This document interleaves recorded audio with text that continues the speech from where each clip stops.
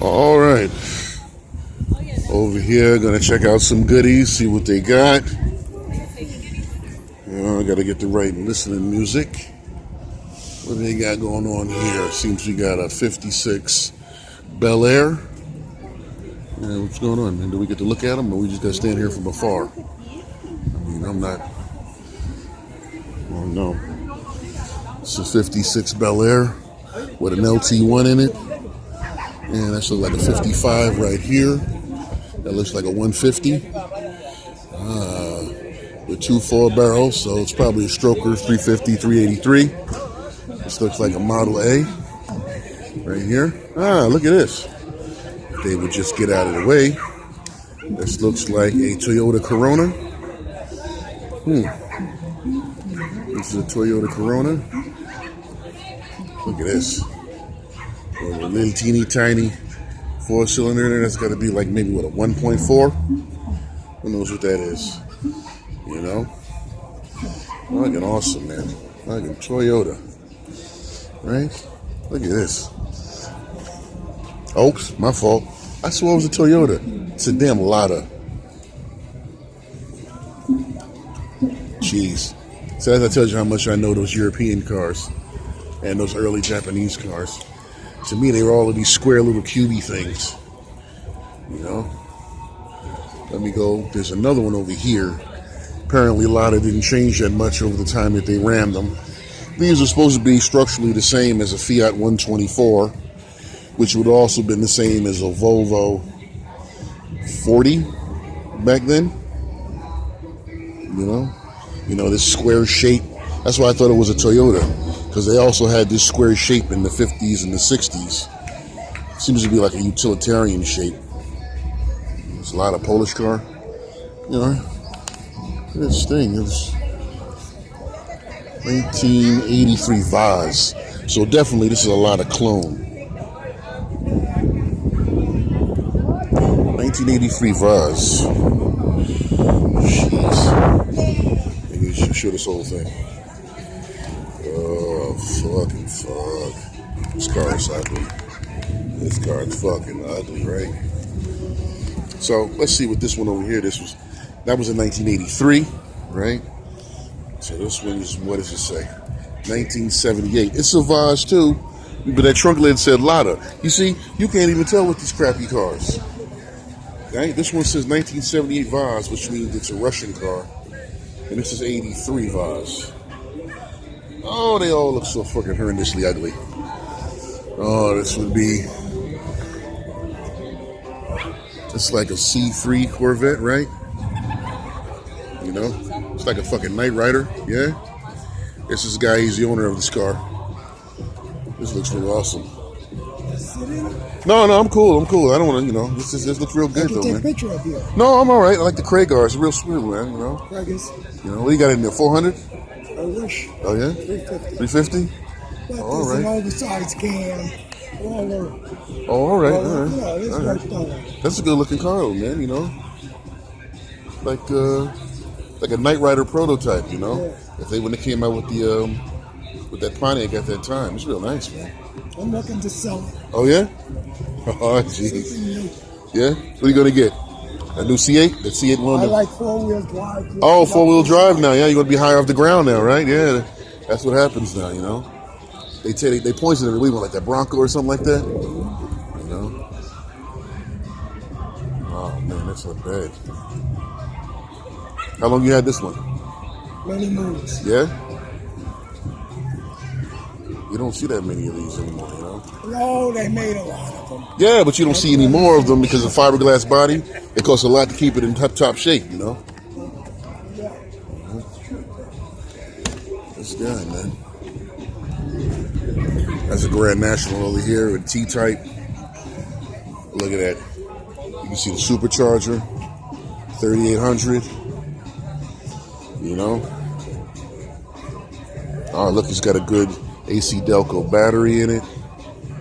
Not bad, man. Not bad. You can still get these G-bodies around. You just got to shop, though, because, getting the G-body, I mean, The hardest ones you're going to be like the Pontiac ones. But the Buick and well, actually the Chevrolet and the Oldsmobile ones will be the most abundant. So, but this is a real good one, man. That great tone, the paint there. Look, he's even got the BBS wheels on it. You know, you got the BBS wheels, and that's rare. You know, look at those. Oh, let me see. He's got Force Comp 20s on it, BF Goodrich. It's good tires, man. It's a great paint job. Great paint job. And here we have an SN95 Ford Mustang. Dang it. Connect around. I don't know why I was zoomed in on this stuff, man. I zoomed in on the whole damn thing. SN95 Mustang.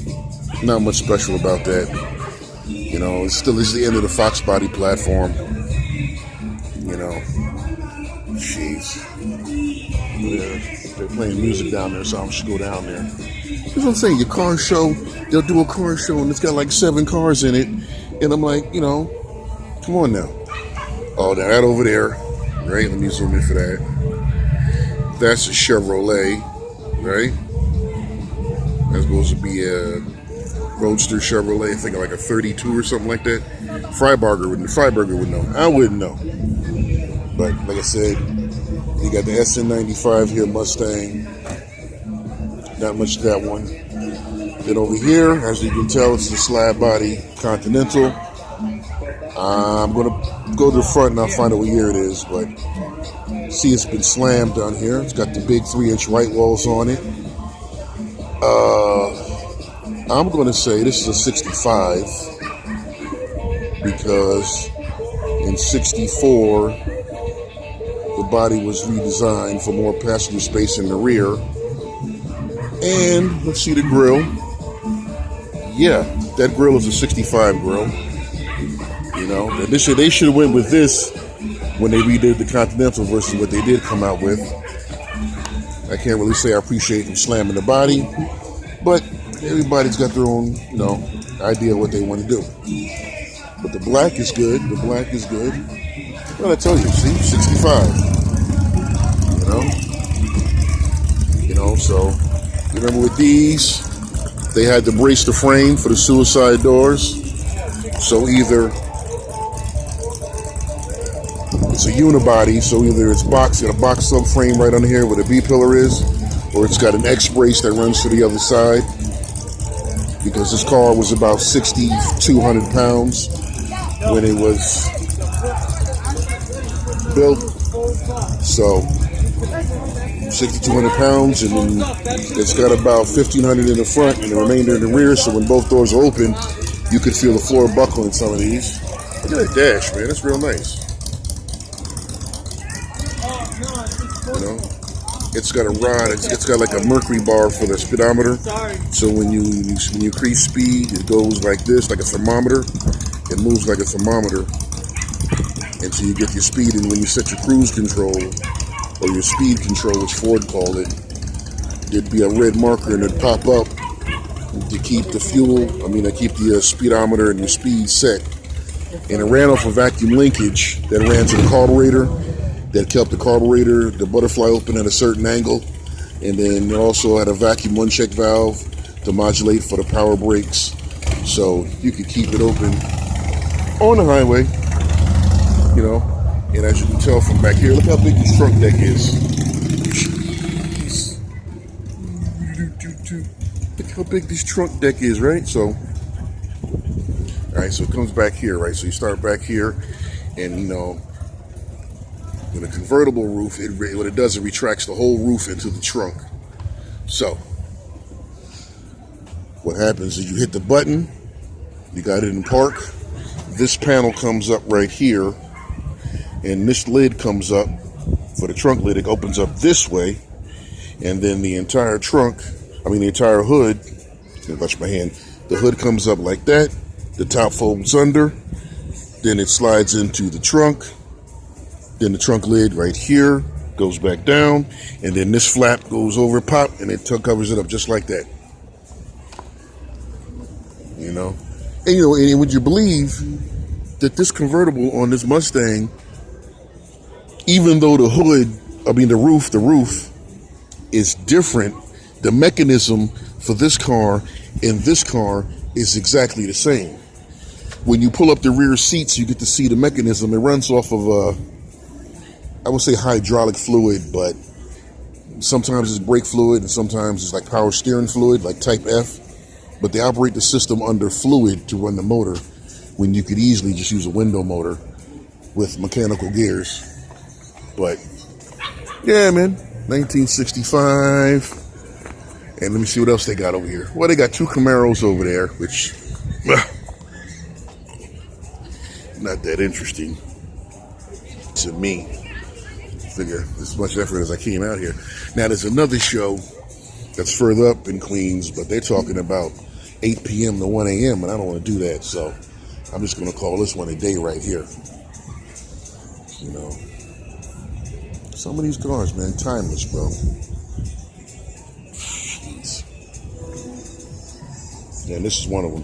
After 1965, you know, you see like the 69, they moved the turn signals to the corner and the grill got larger and the car got generally uglier. You know, the best years to have would be like 1961 and 1967. After 68 and 69, they were still stuck with this body style, but they just didn't have these beautiful lines.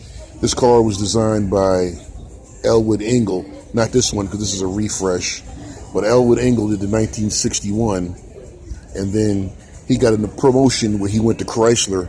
That's why the Chrysler Imperial from 64 to 68, they look similar to this. But, you know, it's just the behind the scenes stuff. You know, what you got to do is you got to hold and look at the screen as you're doing it. So, well, let me see what else is out here. And then if there's any more goodies, I'll bring somebody's attention to them. Because this is pretty much an anemic car show. I mean, what do you got here? You got like two GMs, or two 70s eras. Well, all right, you got two Fords here, two GMs there, two Eastern European cars there, another Model A, two more Chevys, and another Chevy. And then you got some Camaros over here. So, and some more motorcycles. But other than that,